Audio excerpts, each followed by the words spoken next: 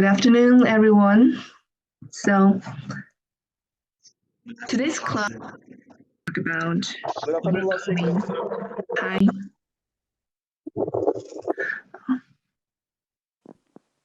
So today's class we're going to talk about overcoming procrastination, and the first half of the class is my lecture, and the second half of the lecture is the three groups like presenting the project. Okay. So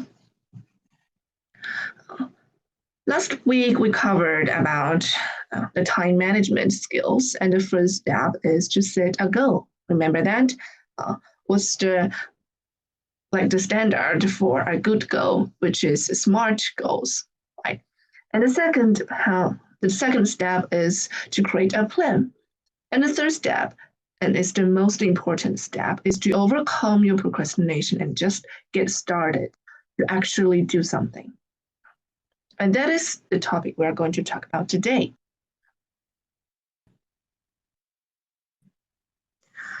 I bet most of you guys have this kind of experience. You got something to do, and the task that you have to undertake is like towering over you, like a great big monolith. It builds up until it becomes like a great mountain. And in the face of all these kind of tasks that you have to do, you think it's too big to contemplate. So you decided you would just go and have a little look at internet. So for the first, you probably have just to think about like kill your time on TikTok or YouTube for like 20 minutes, but it turns out you've been surfing on the internet for like 1 or 2 hours.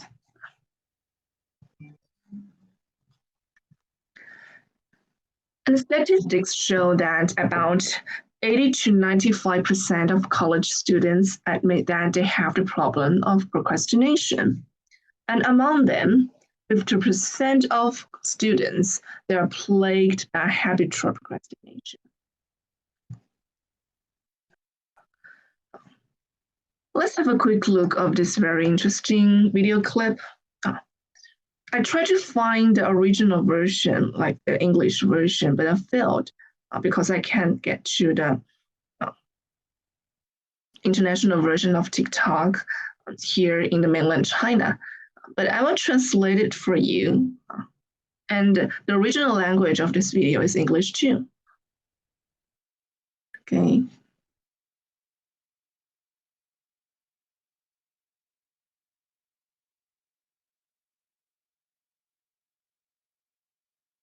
It's not that much work. I'll do it later. Oh my god, I'm so screwed! Okay, if I can study 50... It's not that much work. I'll do it later.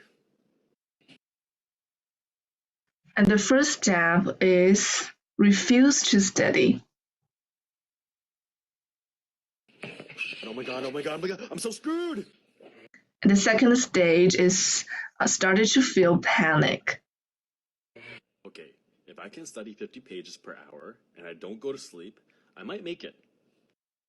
So the stage 3 is to like negotiating in your mind about how to do the task. Why the F didn't I start this before? I always do this shit. So the next stage is starting to feel so anxious and even angry about yourself. What am I doing with my life? So this stage, I probably start kind of do some physiological thinking. It's too late. I'll never get it done. So this stage is to stuck in depression.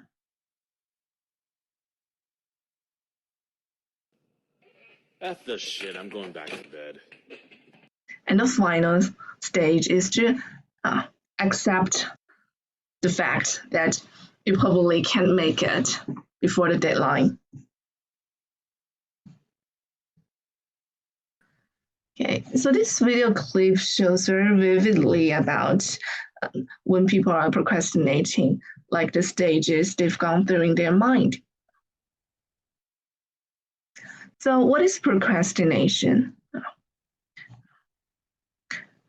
We can get to know procrastination better from the perspective of etymology. Like procrastination, this English word derives from Latin, two words of Latin. The first is pro, the second is crastinus. And pro means forward, and crastinus means tomorrow. So literally, procrastination is the avoidance and delay of doing task when it needs to be accomplished. So today you have some plans that you should get done, but you didn't do them, and you just put forward things to tomorrow and tomorrow after tomorrow until before the deadline. And most of people, when they're procrastinating, they will go through kind of like a cycle stages. The first, when you're delegated with some assignments or some deadlines, when the deadline is set, you think there's nothing to worry about at all. There are still like 3 weeks or 3 months until the deadline is due. And as time passes, you started to think about, probably I should get started on my task, but you still have this kind of false sense of security. You think I still have plenty of time, there's no worry. And as the deadline is getting closer and closer, you started to get anxious. I will get started soon, but I will only work well under pressure. So that means in this stage, people are easily to find excuses for their avoidance behavior. They find a lot of excuses just to make sure that they're not doing things, but they still kind of find their relief in their mind. So in this stage, there are many tricks that people play in their mind, consciously or unconsciously. And the final stage is just the day before deadline, you feel so panicked, so stressful.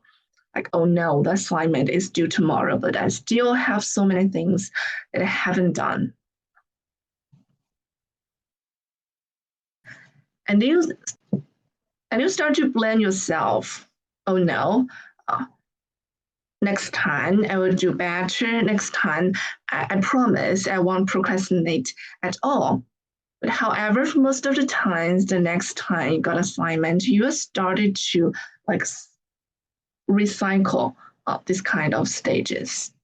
You will still find yourself stuck in this kind of versus cycle.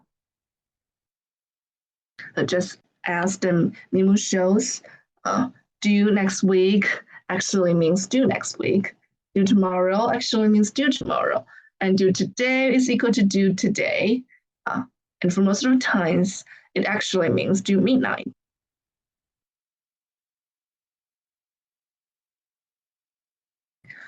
So when we are procrastinating, people tend to engage in a lot of behaviors that can help them to avoid the task they should do. Like, what do you do when you procrastinate? Like, some people will just go to raid the refrigerator. They start eating a lot of things. They're easily to get hungry. Probably a part of it is like the stress for eating, and a part of it is people are doing it deliberately to avoid to get down to the task.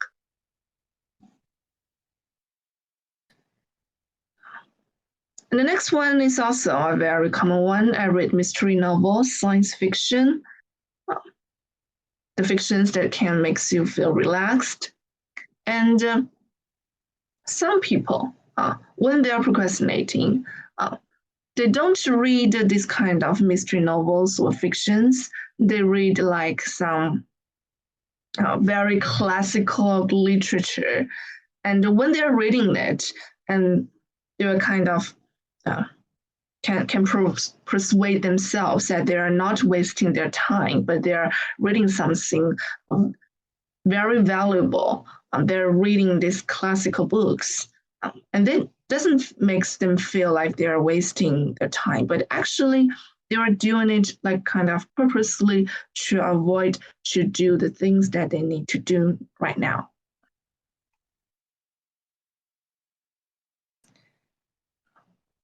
And another is starting to work on something that is less important, like less urgent and less important. Sometimes the things is important as well. For example, like accompanying the significant one, like listening to your friends complain, or like what I said before, like reading some classicals.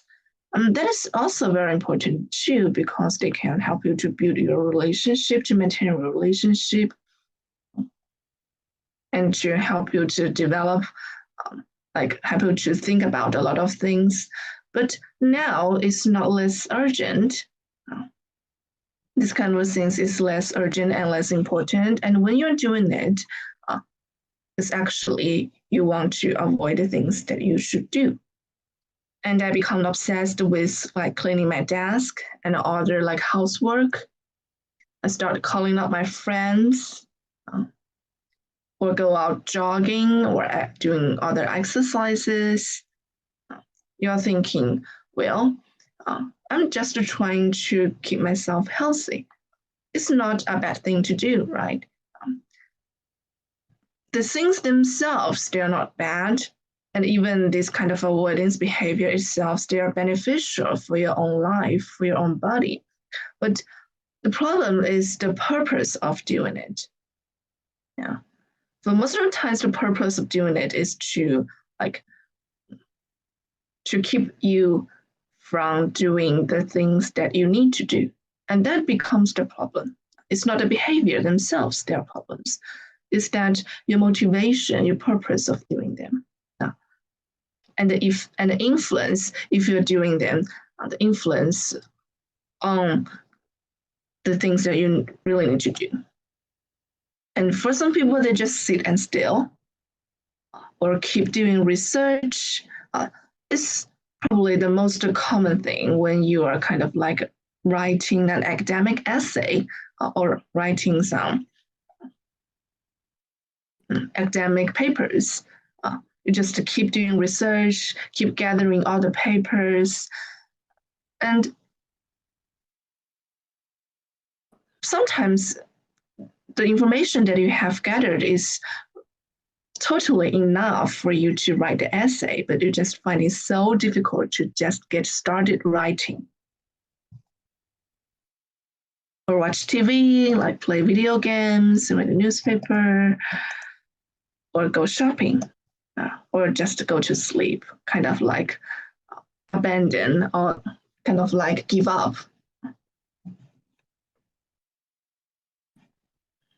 When people are procrastinating, like the things I do when I have to study, like just a small of them is actually doing the study. And the large part of it is telling people I have to study and telling yourself that I really need to study. I really need to study. Kind of like you spend most of the energy of telling yourself that. And the most of energy to feel anxious about your situation that you are not doing anything at all. And it's important to be noted that avoidance behavior is not equal to the things that we usually do when we want to take a rest. So avoidance is not equal to take a rest. So what's the difference between them? Like the behavior itself, probably they are the same. Like we will go shopping or go to sleep for the rest and also for the avoidance, right? And the difference is that when you are doing it for avoidance, like killing your time on TikTok, after you are doing it, you are not feeling relieved. But instead, you are you will be feeling more anxious, more and more anxious. But when you are just doing it for like take a rest, after you are doing the thing, you kind of feel relieved and you regained all the energy. And you can, after you're doing these things, you can get started on your work again with your full energy. So that's the difference between avoidance behavior and behaviors taken for the rest. And why we're becoming more and more anxious after we like go out jogging, watching TV, reading the newspaper, this kind of avoidance behavior, it's because we're just doing it for avoidance, right? The answer is very simple. But the hardest part is just to get started. And our emotions, our feeling, our thinking will start in the vicious cycle when we are procrastinating. The first is, there is something that you really need to do, but you choose to don't do anything. And that can make you feel guilty, makes you feel so anxious. And then you started to doubt yourself. You start to doubt your ability to actually accomplish something. And when you start to doubt yourself, you probably feel so helplessness. You might be think, I'm just a type of person. I will never just get started and do something. I'm just a kind of the person that I will always procrastinating. I feel like this kind of situation, there will be no end of it. And I will be like a failure in my life. I can't be successful. And all this kind of doubt about yourself, about your self-value, about your self-efficacy. And that will bring more like negative emotions like anxiety, guilty, helplessness. And in the face of negative emotions, there's kind of like a human nature to avoid this kind of negative feelings. So how do we avoid this kind of negative feelings? It's very natural that we go to find something that can make us relaxed. And in procrastinating, that means all this avoidance behavior, like killing your time on your phone. And then that will makes you don't do anything. This start makes you to the new start of this vicious cycle.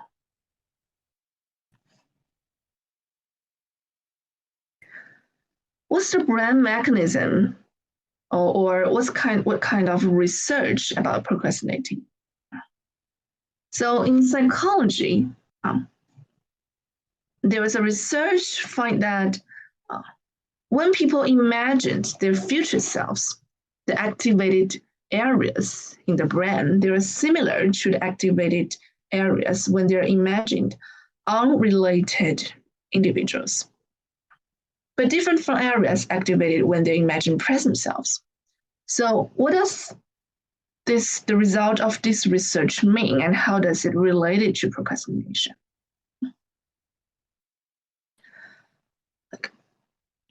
The people who are always procrastinating, the lack of the sympathy on the future self.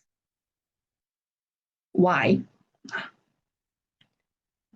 When we are procrastinating, we all know the consequences of it, right? Like in the future, if you're procrastinating on like preparing for your exams, so in the future, in the short future, the future self will face all the consequences, right? Like not getting like enough credits, or not getting the enough high grades that can help you to find a very good job in the future. But now, because now you are in a very like anxious situation, you are stuck in all these kind of negative emotions towards the task that you need to do. So you choose to like give up your future self, like give up you don't have the sympathy for your future self, and just to focus on like how you feel in the present. And that can easily lead to procrastination. So this research actually means that people think about their future selves similarly to how they think of other people, how to think of the unrelated individuals. And the extent to which people feel psychologically connected to their future self, it influences like how well they treat their future self. Like when they feel connected to their future self, they are more likely to like save for retirement, make healthy decisions, avoid ethical transgressions, and avoid procrastinating. And they have the ability to like delay their gratification. And the interventions that increase feelings of connectedness with future selves, they can improve future-oriented decision making. So if you want to like solve the problem of procrastination, there is one tip is that you can do this kind of like imagination exercise to imagine how would you feel in the future when you procrastinating. How would you feel if you actually fail the test, fail the exams that you need to do? And try to find a connection to your future self.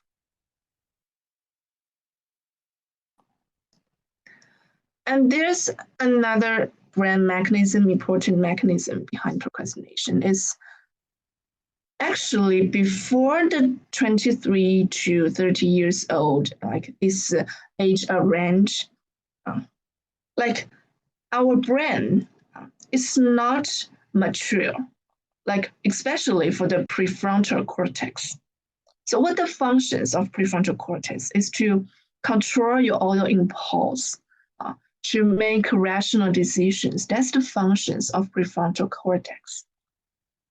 So before this age range, like prefrontal cortex is immature. So this results in a decrease in reason thinking and an increase in impulsiveness. And because of these immature brains, like adolescents and young adults, they do not handle instinctual urges and other stresses the way like mature adults do. So that explains why like college students, they tend to be more they tend to do more procrastination like than probably their parents or probably their teachers, like people are elder than them.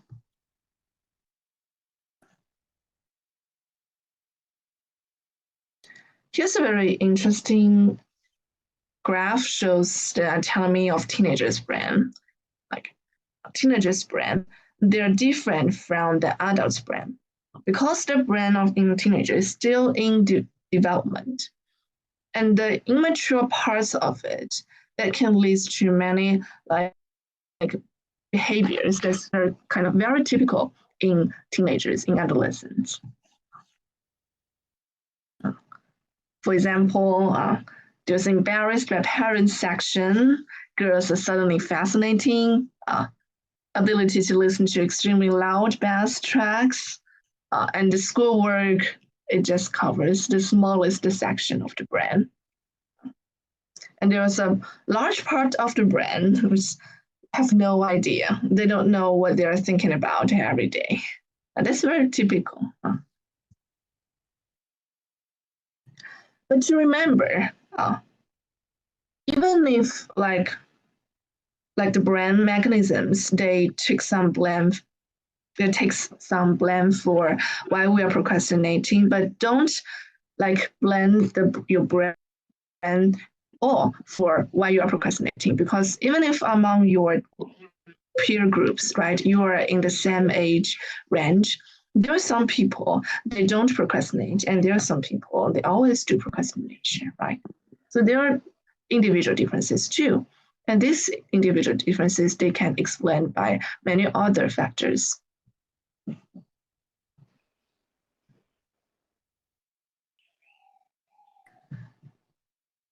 So, how do we overcome procrastination? There are steps to cure procrastination. The first is acknowledge that you are postponing a task, to be aware of your situation of procrastinating. And the second is to think about and list the reasons why you are postponing doing the task. And third, and discuss the reasons and list ways to overcome them. And begin the task immediately. The fourth step is to just take action. And we will talk about the specific tips for you to just take actions and stop thinking too much. So the first is recognize that you are having a problem now. Awareness is always the first step to change. So you know you're procrastinating when the first you fill your to-do list with a lot of unimportant tasks, and you decided to do something else that you consider fun instead of working on the task. And you keep putting important tasks for the next day and next, and you easily say yes to anything that takes you away from your work.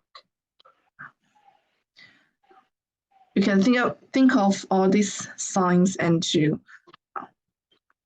find out if you're having a procrastination or not. It's very useful. You can write down a procrastination chart and to think of the things that you always do when you procrastinate. Like when do you procrastinate? How do you procrastinate? And are you sure that this is procrastination or not?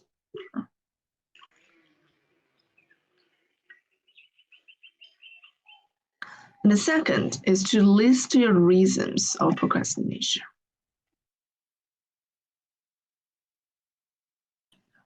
The first is very realistic reason is that you lack of the knowledge or skills to doing your task. For example, I have no idea what to do and where to start.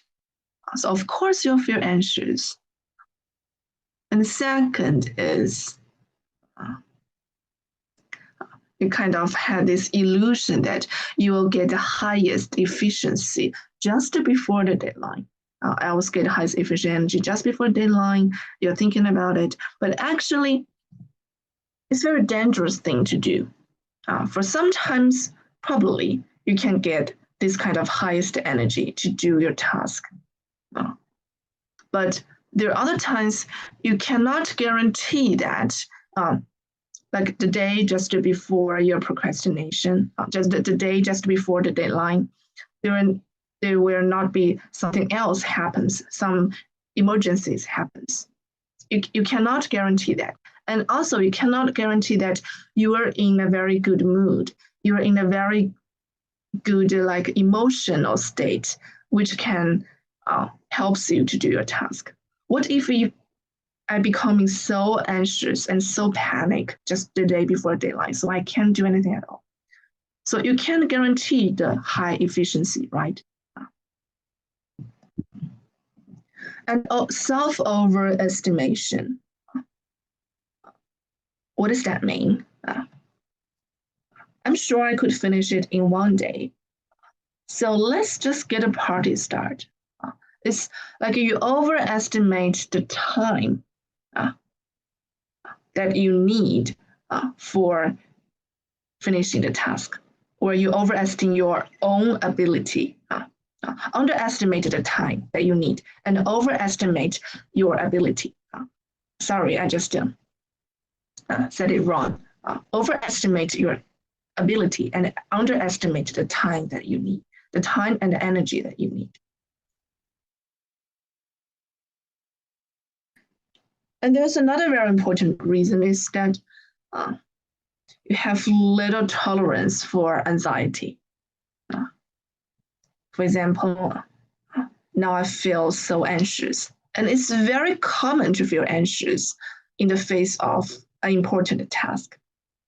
And some people, they have high anxiety tolerance. And For some people, they have low anxiety tolerance. For the people who have the low anxiety tolerance, they tend to, like, when they have just a very little level of anxiety, they kind of should do something to make them relieved or make them feel relaxed. And another reason is perfectionism, is that if I can't do it right, I just don't do it at all. I just give up on the process of doing it because I know I can't do it right. I can't do it perfectly.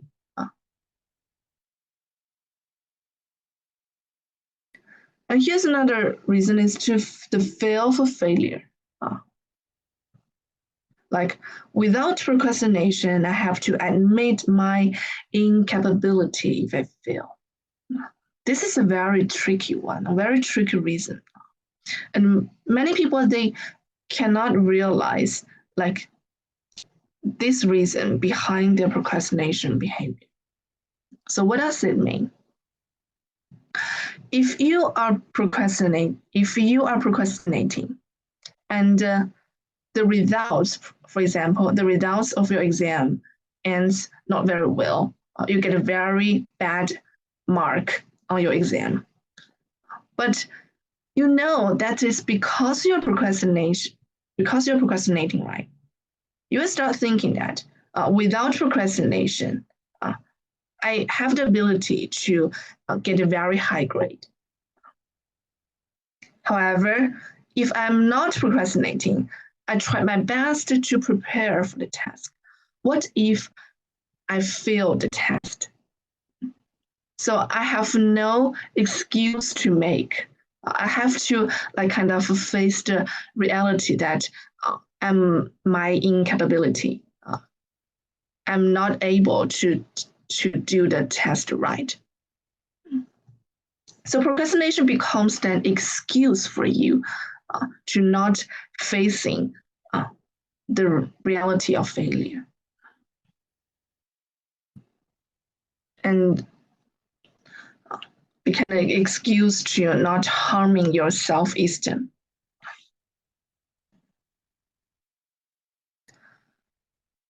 So once you know all these kind of reasons of procrastination, that you will know better about your like inner mechanism behind your procrastination behavior, and then you can to kind of start a self-debate and to dispute all these kind of reasons behind the procrastination. So the step 3 is list ways to overcome the reasons. You can think of one thing that you are currently procrastinating in and organize your ideas as below. For example, I'm delaying on exam preparation because the reasons for delay, think of the reasons. Probably the first reason is I underestimate how long a task will take. So you can make some arguments just against your delay, okay? Like based on my previous experience, it's unrealistic to read kind of like 200 pages per day. So you can think of the ways to overcome this reason for the delay. For example, you can write post-it notes. You can write like this, stop imagining superpower, which enables me to finish the book in 3 days. And you can break goals to small tasks, like I just read 10 pages per hour, instead of setting a very huge target that is very difficult to accomplish. And just like this is kind of like example, you can list other reasons for the delay. For example, I can't tolerate frustration and anxiety. And then make some arguments against the reason for the delay and list the ways to overcome them. Just think of the ways to overcome them.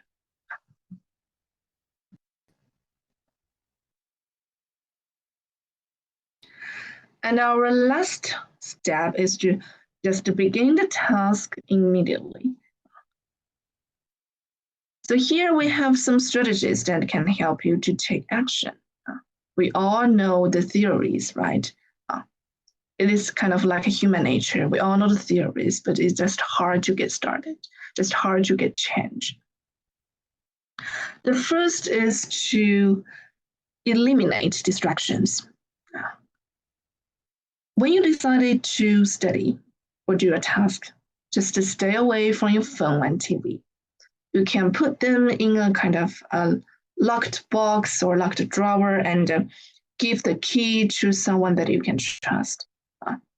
And there are also many kind of apps that can help you to keep you from opening the apps that can distract you from study on your phone. There's one app I know, it's very famous, it's very useful, which is called Forest. Forest. And the next is to study in a quiet place, in a place that can make you feel safe. It's very a place that can create a very ideal studying environment for you. And next is learn to say no. Learn to say no to the requirements, like from your friends, from other things, or other people.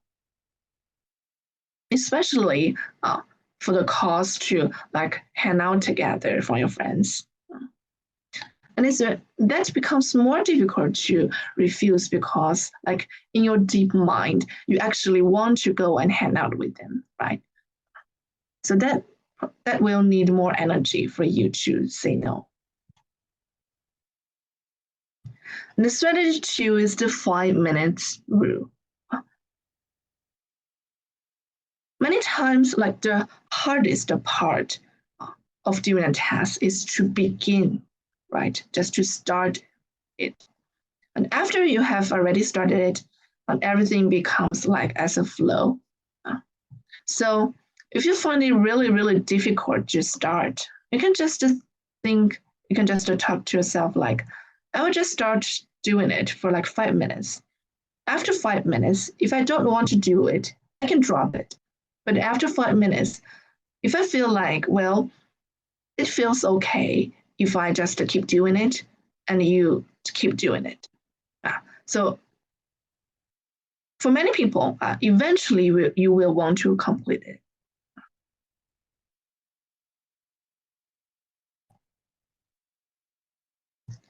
And strategy 3 is that you can write some post-it notes and attach them to books and living places to remind you of your task. You can write on like the small targets, the small steps, the goals for today or the plan for today and attach it to your living space. Or you can write down some mottos or some words, some sentences that can inspire you.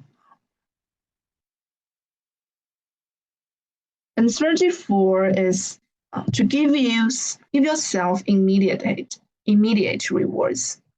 You can use enjoyable activities, for example, like watching TV, watching Netflix series, as rewards rather than avoidances. So using these kind of enjoyable activities as rewards, okay? But never use them as avoidances.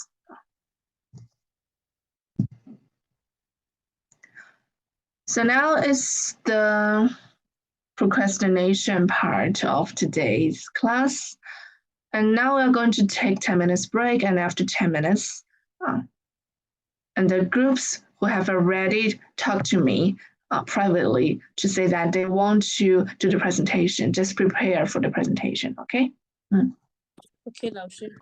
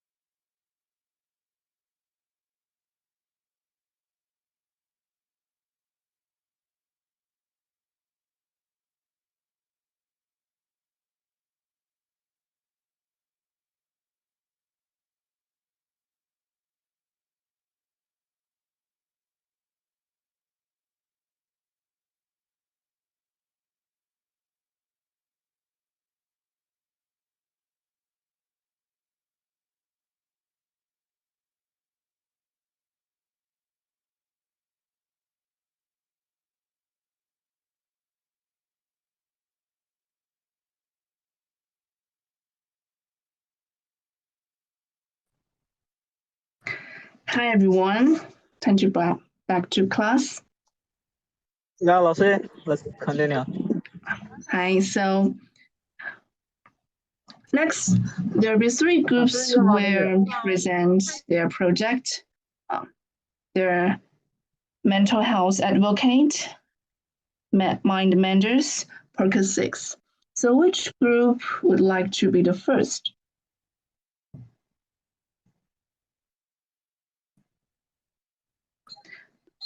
Laoshi, today who will present?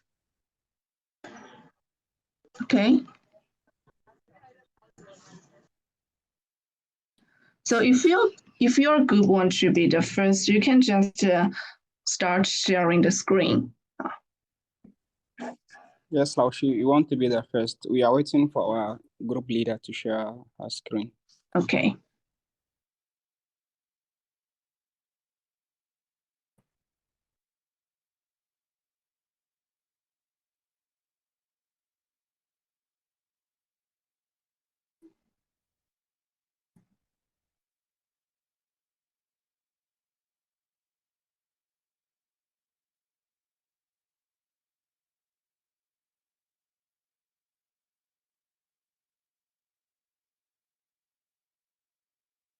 Can everybody hear me?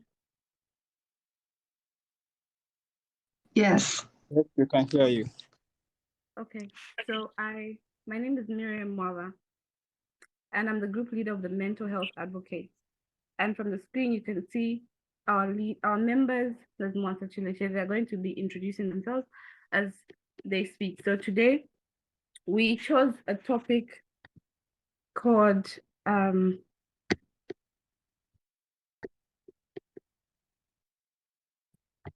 oops.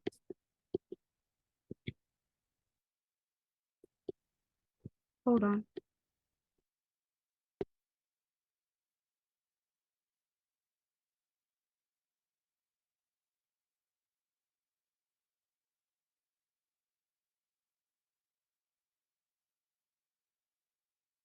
Sorry about that. Understanding emotion. So before we even get to the understanding emotion, I think it's very important to actually know what emotion is and what the concept of understanding emotion is. So we start with emotion. The word emotion can be described as a conscious mental reaction, such as anger or fear or surprise or happiness, subjectively experienced as a strong feeling, usually directed toward a specific object and typically accompanied by psychological and behavior changes in the body. So this word emotion is it's like the first thing that every single person not the first thing, but every single person has emotion. Every single person has emotion, and every single person has different emotions towards certain things that happen. Something can happen to you, and one person can be happy, and the other person can be according to how you're feeling. So that is emotion. And then the concept of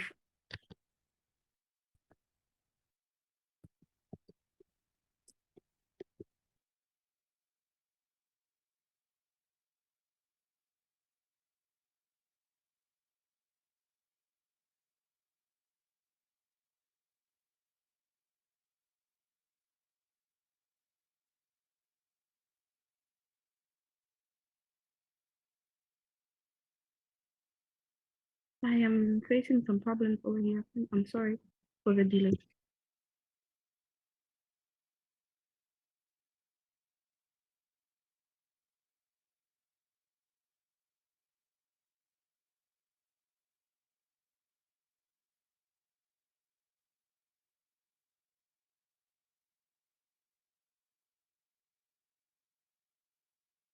I think if there's another group that is ready to present, they can. Okay, but let me just, because I kind of have a problem with the present.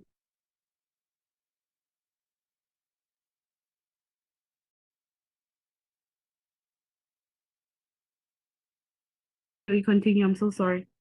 What is emotional health? Emotional health is the ability to cope with both the positive or negative emotions. As I said earlier on, whenever something happens to you, there's a certain emotion or reaction that you express. So now the whole topic, the emotional health, is the ability to cope with the same reaction that you have received with either both positive and negative emotions, which includes your awareness to them. Emotional health is connected to physical health. Most times I think you've realized that when you're sad, when you're stressed, it's very, most times you realize that when you're stressed, your mental health, also your emotional health is affected, because when you're stressed, you just tend to shun away from everybody, and it affects your emotions. Emotional health, as I said, is connected to physical health. Most people go through a lot of stress. That go through a lot of stress have more health problems than people who are able to control their emotions. So if you're able to control your emotions, you don't go through any. It's very rare that you go through less. Let me say less physical health problems. Another word that can be used to describe emotional health is sense of well-being, which is the same thing that I have explained.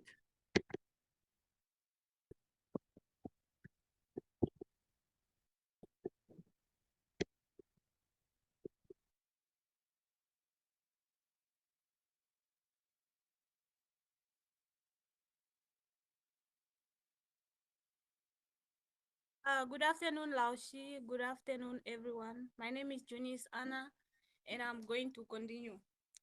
I'm going to talk about different types of emotions and their effect on human behaviors.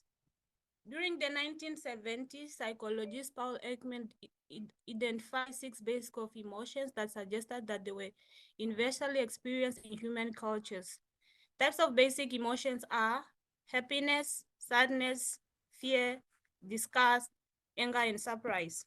So now I'm going to explain them one by one. Happiness is often defined as a pleasant emotion state that is characterized by feeling of contentment and joy, gratification, satisfaction, and well-being. These types of emotion is sometimes expressed through facial expressions such as smiling, body language such as relaxed stance, tone of voice such as upbeat, present of speaking. The second one is sadness. In another types of emotion is often defined as transient emotional state characterized by feeling of disappointment, grief, hopelessness, disinterest, and damned mood.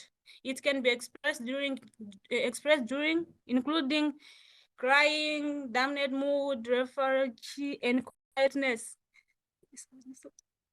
Expression of these types of emotion can be include facial expressions such as widening of eyes and pulling back the chin, body language such as attempt to hide from the threat, psychological reactions such as rapid breathing or heartbeat. Disgust is another of the original 6 basics of emotion described by Ekman. Disgust can be displayed in another ways, including body language, such as turning away from object of disgust, physical reactions such as vomiting, facial expressions such as twinkling or the nose or pulling the upper lips. Anger. Anger can be a particularly powerful emotion characterized by feeling in a hostility, agitations, frustrations, agonism toward others. The last one is surprise. Is another or one of the 6 basic types of human emotions originally described by Ekman.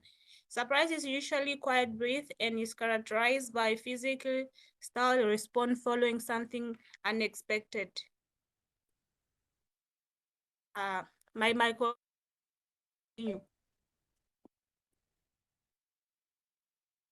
Hi everyone, good afternoon. I'm Salahuddin and I'm going to present my part, which is the importance of understanding your emotions. Understanding and recognizing your emotions is vital for your well-being. They are your body's ways of communicating with you about what's Yeah, on. bro. For example, if you have been let down, you may experience anger, fear, or sadness.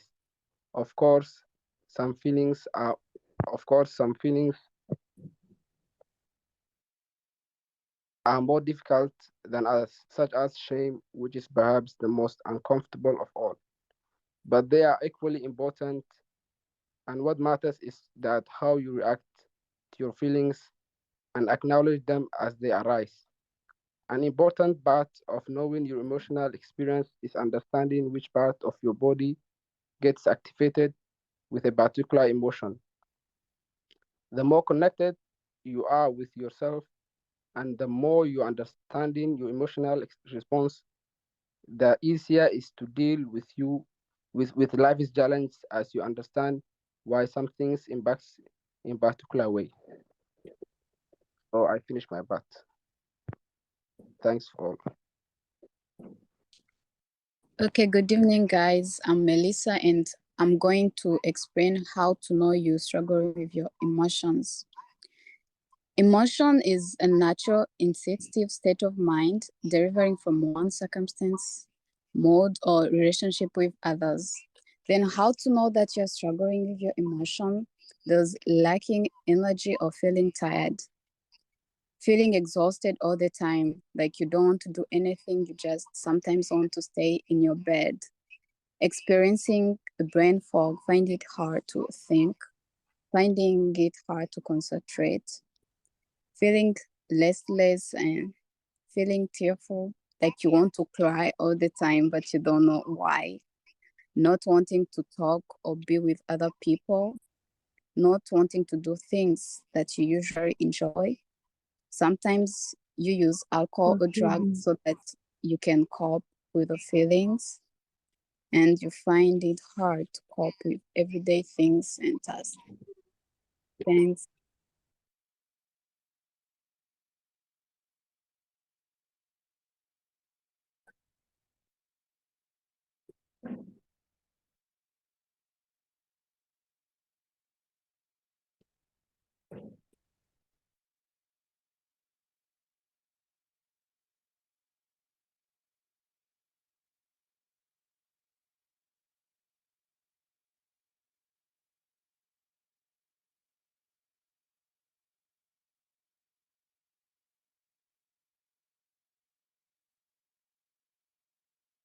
Is this your end of your presentation?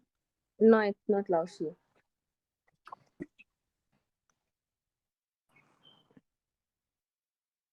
Miriam, please slide back once, I think.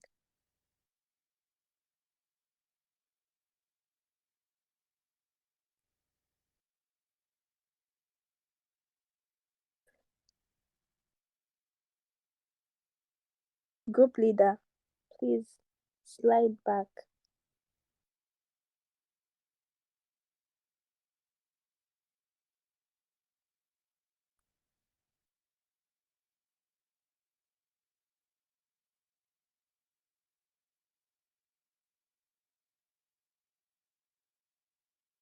I'm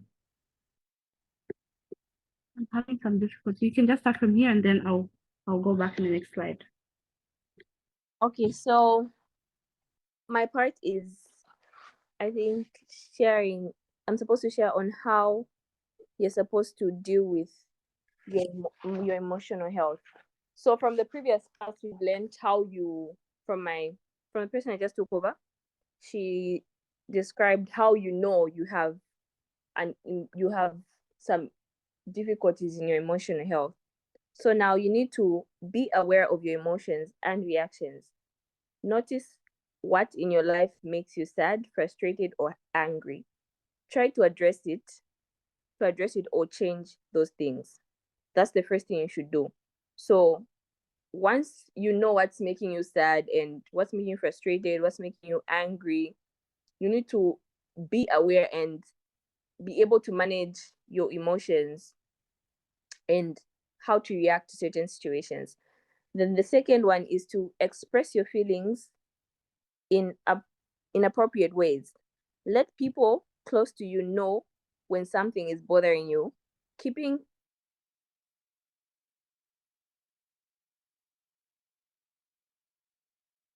of sadness or anger inside adds to stress. It can cause problems in your relationship and at work or school.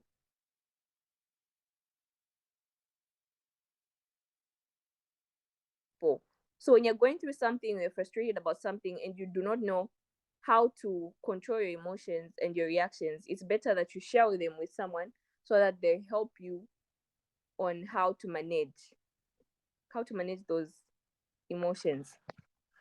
Then thirdly, think before you act.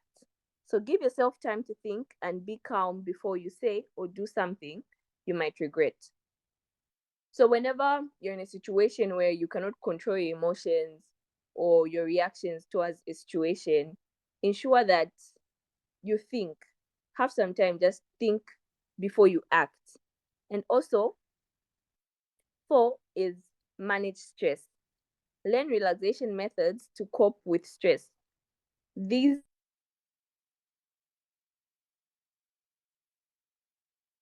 feeding, meditation, and exercise.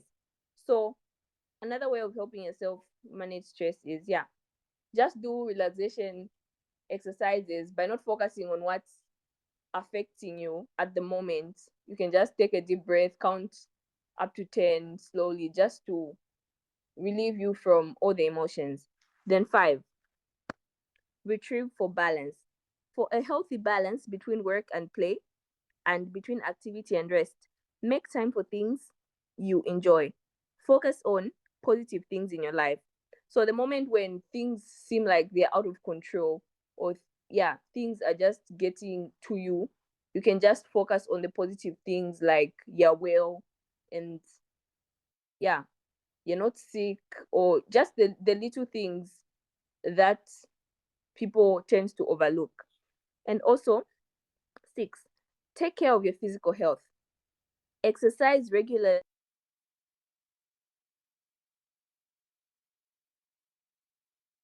and get enough sleep. Don't abuse drugs or alcohol. Keep your physical health from affecting your emotional health. As the first person had spoken and said, people who are stressed, or people who tend to have a lot of emotional issues, also their physical health is affected. So you need to ensure that you keep yourself busy. You can exercise, because when you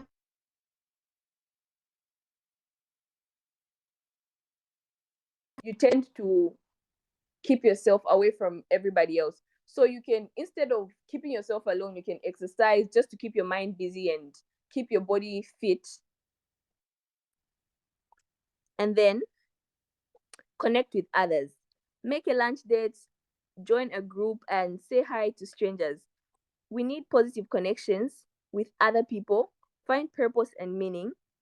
Figure out what's important to you in life and focus on that. This could be your work, your family, volunteering, caregiving, or something else. Spend your time doing what feels meaningful to you. So, whenever you feel like your emotions are getting the best of you, you can connect with other people. It doesn't mean it's only supposed to be the people that you already know. You can also just try and talk to strangers, because that will keep your mind off what is disturbing you.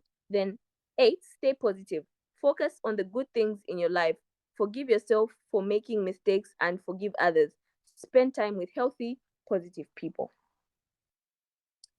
Yes, that's all.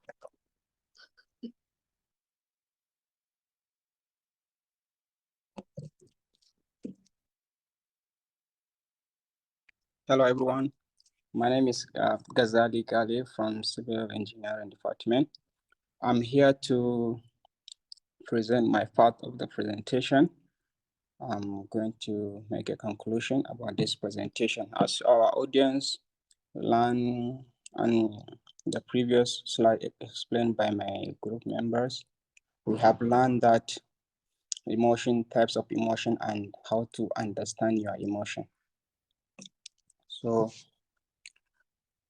The stress is a major concern for individual and organization. Exhaustion is the outcome of prolonged stress.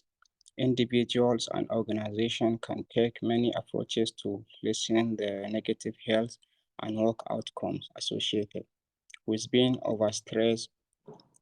Emotions play a role in organizational life. Understanding those emotions helps individuals to manage them. Emotional labor can be taxing on individuals, while emotional intelligence may help individuals cope with the emotional demand of their jobs. Thank you so much. This is the end of our presentation. We appreciate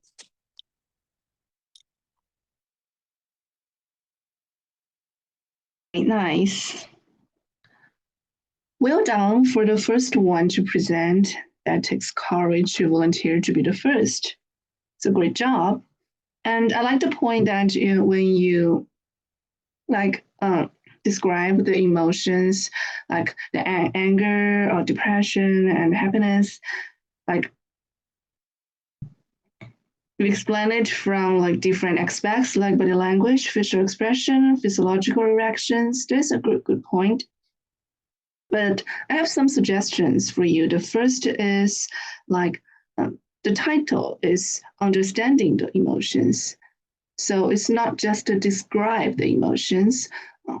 Probably I expect like some deeper knowledge, psychological knowledge about emotions. And the second is like the design of your slides, the design of a PowerPoint. Remember to display like your key points, but not the whole script. You can use some graphs, pictures, diagrams more, like to make your presentation like more interesting and more easy for other audience to understand. Because now your slides is just to put all your sentences to one slide, and that can be very overwhelming when we look at the slide, okay? So the next group is mind menders. Hello, Laoshe, can you hear me? Yes. Okay, I'll share screen now.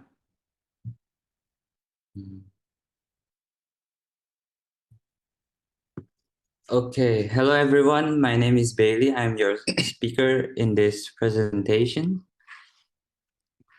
Can you see the slide? Yes. Okay, I'll start.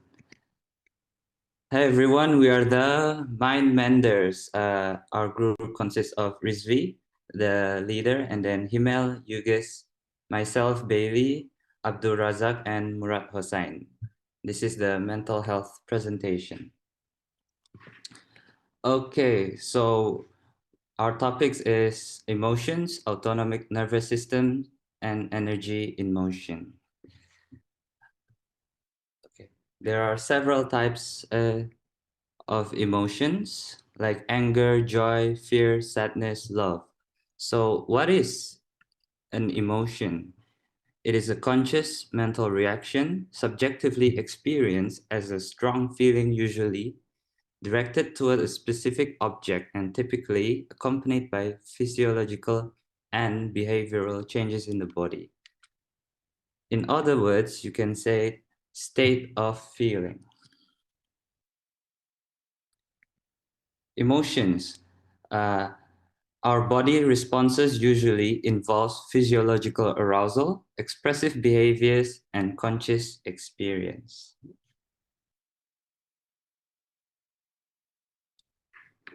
So there are three major theories of emotion that can be, which is physiological theories suggest that responses within the body are responsible for emotions.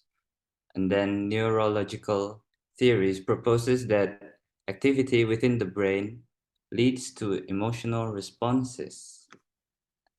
And cognitive theories argue that thoughts and other mental activity play an essential role in forming emotions.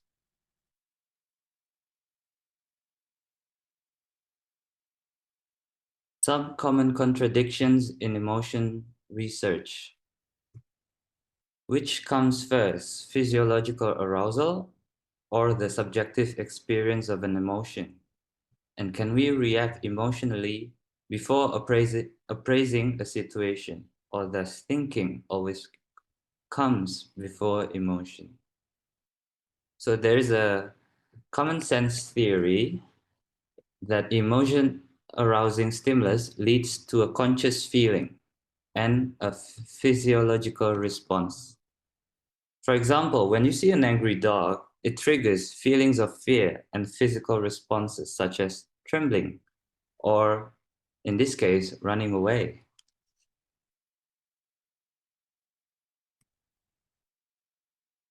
The cognitive appraisal theory. According to this theory, the sequence of events, first involves a stimulus followed by a thought, which then leads to the simultaneous experience of a physiological response and the emotion. For example, if you encounter a bear in the woods, you might immediately begin to think that you are in great danger. This then leads to the emotional experience of fear and the physical reactions associated with the fight or flight response. This theory is proposed by Richard Lazarus' theory of emotion.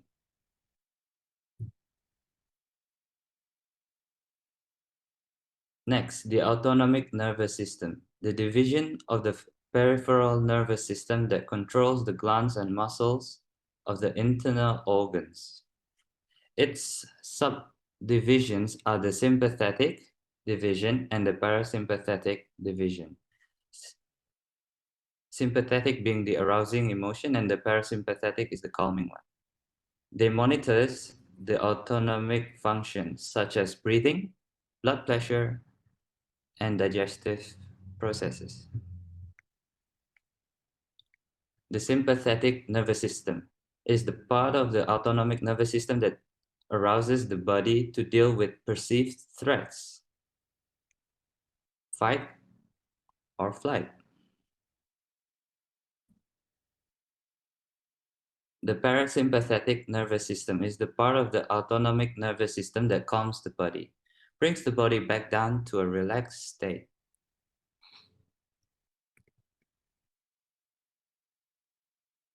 And this is the divisions of the parasympathetic and the sympathetic autonomic nervous system. For example, the sympathetic division are in charge of pupils dilate, and the parasympathetic divisions are in charge of the pupils to contract.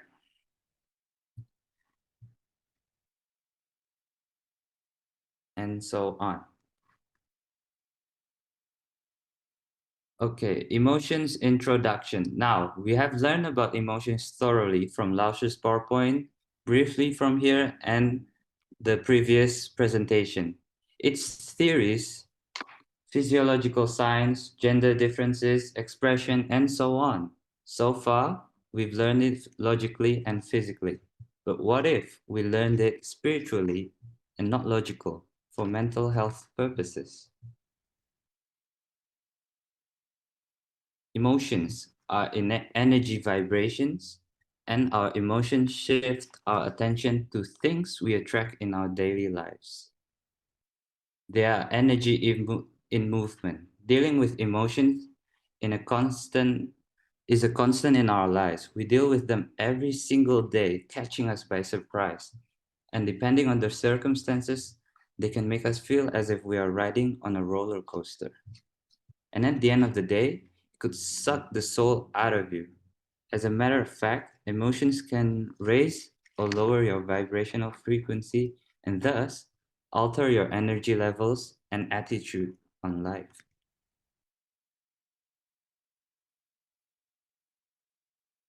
Frequency levels of emotion. Every emotion has a different vibration and frequency. The lower the frequency, the emotions towards life will be worse.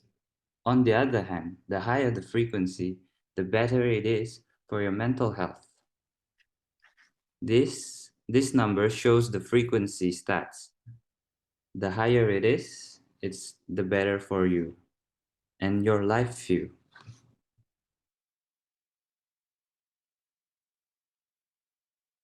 So, what is vibrational frequency? Essentially, we are much more than flesh and blood, and more than what we can see with our physical eye. On a microscopic level, we are made of vibrating atoms that emit energy. This energy field has its own vibrational frequency, influenced by our moods, attitudes, beliefs, and perceptions. By Michael Bernard Beckwith, the founder and spiritual director of the Agape International Spiritual Center. Signs or symptoms for high vibration and low vibration. When you are emitting high vibration, you are mostly happy, energized, enthusiastic, and even optimistic. You start attracting positive people and good things in your life. When an unpleasant situation arises, there is a deeper knowledge that it is for your own good and you are protected. When you emit low vibration, you are mostly moody, depressed, lethargic, angry, insecure, and fearful. Negative people mostly flock to you. Why me attitude? You mostly play the blame game. You constantly judge yourself and often use negative words like, I'm unlucky, life sucks, and I don't like nobody, and so on. So what is the connection between thought, behavior, and vibrations? Researchers have known for a long time that thoughts and behaviors affect the rhythms in your body. For example, anxious thoughts triggers the release of stress hormones and stimulate your heart rate to speed up or slow down. The sound vibrations of music likewise affect thoughts, emotions, and body systems. Changing those vibrations could affect our mental state and physical health. For example, when you go to a concert, you listen to a hype music, and that music stimulates the brain to produce endorphins, which makes you feel happy and want to dance to the rhythm. On the other hand, if you listen to sad music, well, that happens.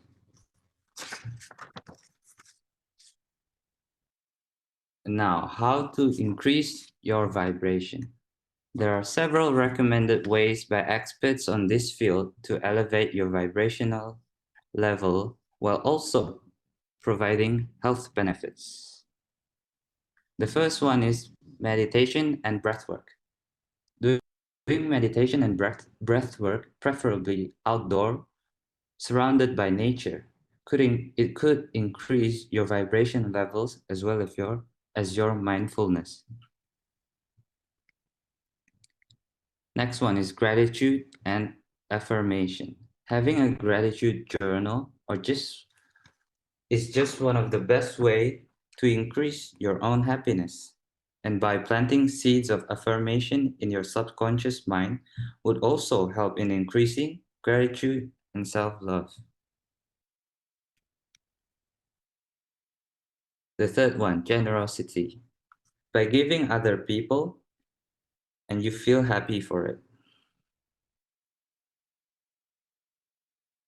Yoga and Qigong helps you clear your mind and help the flow of energy in your body. And last but not least is acupuncture. With hundreds of clinical studies on the benefits show that it successfully treats condition not only for the musculoskeletal problem, but also anxiety and depression. So the conclusion, we live our daily lives on autopilot. Chances are low frequency emotions will be present. It is important to remember that our emotions are a reflection of our thoughts. Our thoughts shape our perceptions and then will determine our habits. By listening to our emotions, Without getting attached to them, we give ourselves the chance to begin the process of breaking old patterns and start the healing process. It will help us to look after our own mental health and lead us into a path of self-love, self-compassion, which is ultimately pure happiness and peace. That's all for today. Thank you very much for listening. Thank you. Okay, so this group covers some aspects that I haven't mentioned in my own class. For example, the fight and flight response. And it's very interesting that you took the spiritual aspect of understanding emotions. Like the vibrational frequency is not a scientifically proven concept, but personally, I'm interested in this topic. So, but because it's not scientifically proven, so I haven't mentioned it in my class. But if you're interested in it and you've done some research and show to our class members as a group project, that's nice. Okay, so the final group, Poker 6.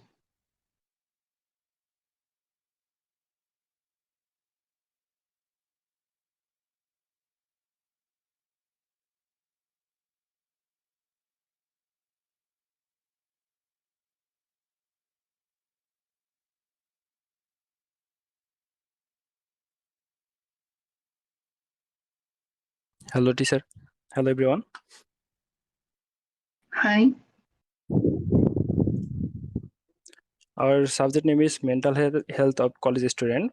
Our teacher, Lu Xinghan. We are a student of Changsha University of Science and Technology.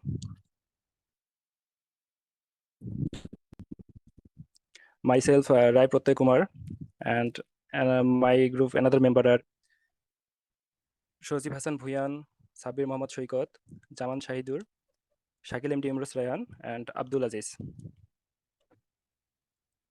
Now, introduction to mental health.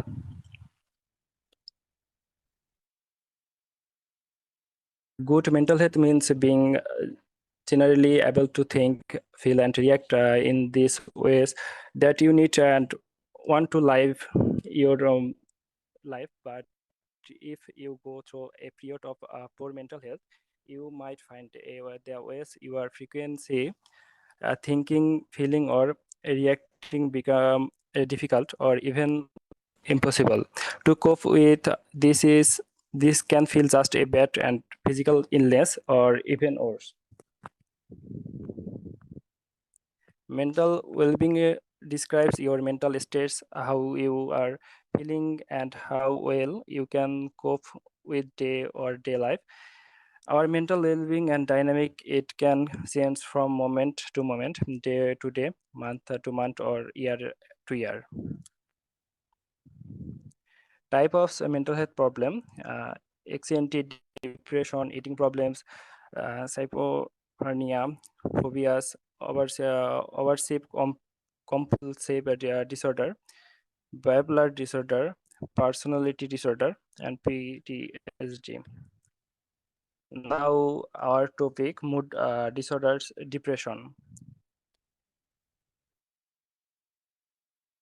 We divided it from some of contents that are: what is mood disorder, common symptoms of depression, cause of depression, depression in men and women, challenge, helpful thinking, tips to help you cope, additional tips, and treatment. Now, what is mood disorder? Nearly everyone has felt depressed, sad, or down in the dumps at one time or another. Feeling depressed can be normal reaction to a stressful event, such as when one suffers or loss or enters another of life's various struggle of stress. Typically, after time, our mood begins to lift and we can move on.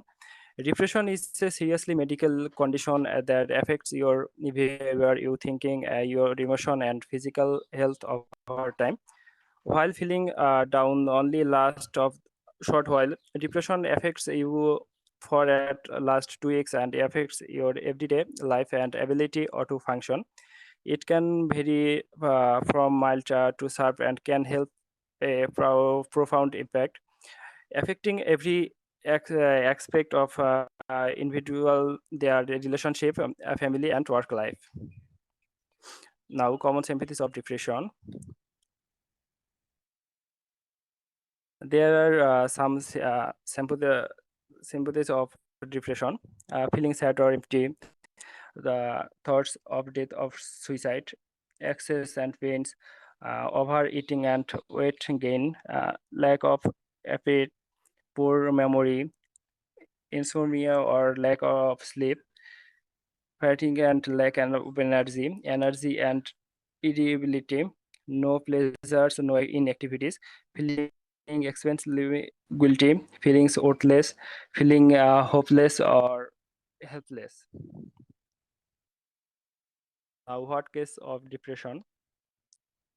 Family history, genetic stress, including conflict between parents or with parents or siblings, depression or too much stress in parents, separation or divorce of parents, conflicts with friends or classmates, social stress, school stress, not doing well, or too much pressure, bullying, loss of someone important.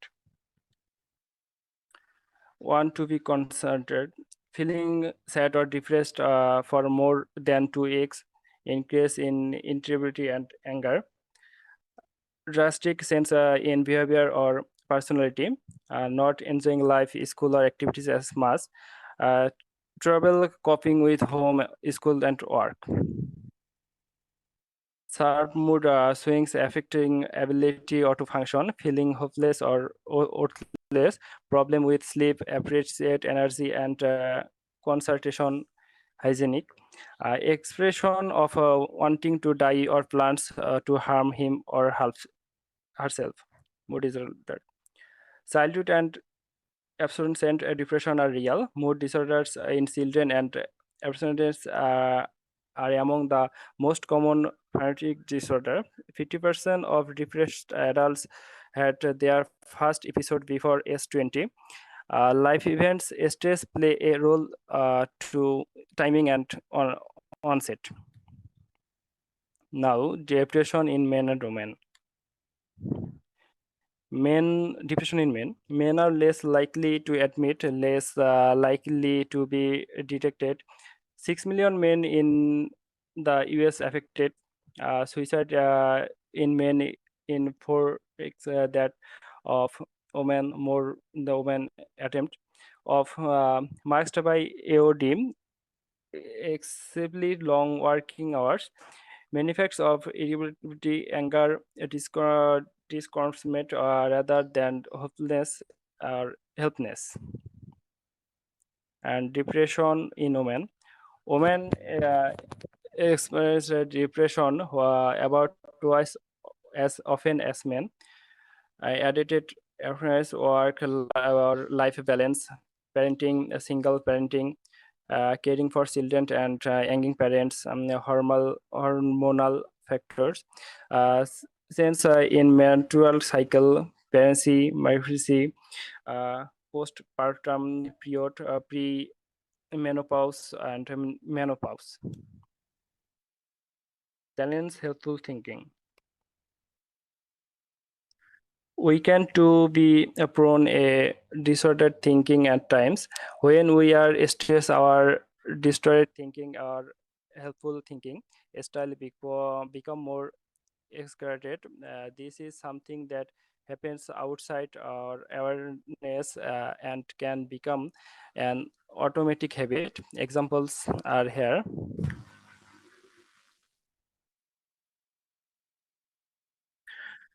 Overcoming unhelpful things style, agency it or notice it, silence it, we rewrite it, and be mindful and distract like that. Tips to help you cope. Beware of your thought and silence unhelpful thinking, maintain a balanced lifestyle, seeking support. Now additional tips. Exercise can be a beneficial. Exercise released endorphins in your body, which are known to improve your mood. As sleep is often impacted when mood is low. It's helpful to consider what aids your sleep. Try not to drink tea and coffee late night as the simulants. Consider leaving your electronic device out of your bedroom. It's helpful to prepare for sleep. Try to eat balanced and nutrition diet and a health diet products and healthy body and the healthy mind. Alcohol is a depressant and can be a potent trigger and to low mood, especially in individuals prone to depression. It can also interact dangerously with some medication. Try to focus on what is going well in your life. Even on the bad day, there are good moments in it. Consider keeping to gratitude diary and nothing that good thing to happen each day. You might find it useful to write down 3 things you achieved at the end of each day. Can contribute towards building you self-esteem and generating a more positive thought. Above all, do not try to deal with depression on your own. Reach out to family and friends and use help and support that available to you. Now treatment. Childhood depression can be treated.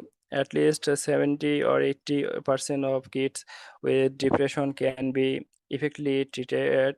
With treatment, 40% will have second episode within 2 years. 20% and 40% can go develop a bipolar disorder.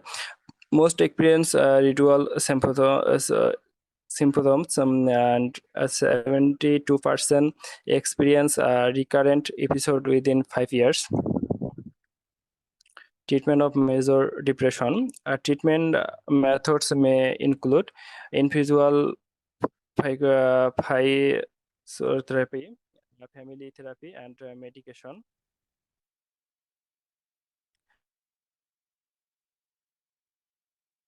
Depends on diagnostic evaluation outcome, clients learning style. Stress, current past additional maintenance relapse and prevention. Medication is symptoms of functional stability. Medication only used when the other treatment don't work, or when the depression is so severe that other treatment aren't possible. Antidepressants are safe and effective when used correctly and monitored by a doctor. Young children are the most often treated of their family.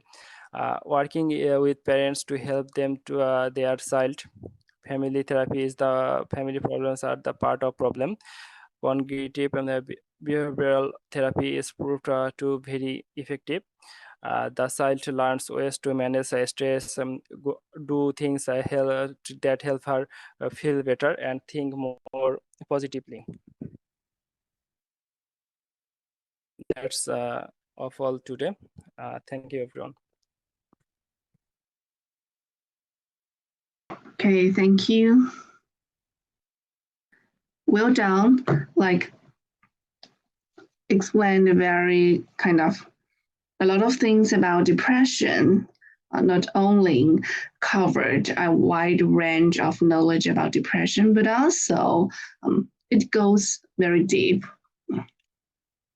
Nice, well done. So this is the end of today's class, and everyone, for the other groups who haven't presented, just get prepared, okay? So have a nice day. Bye.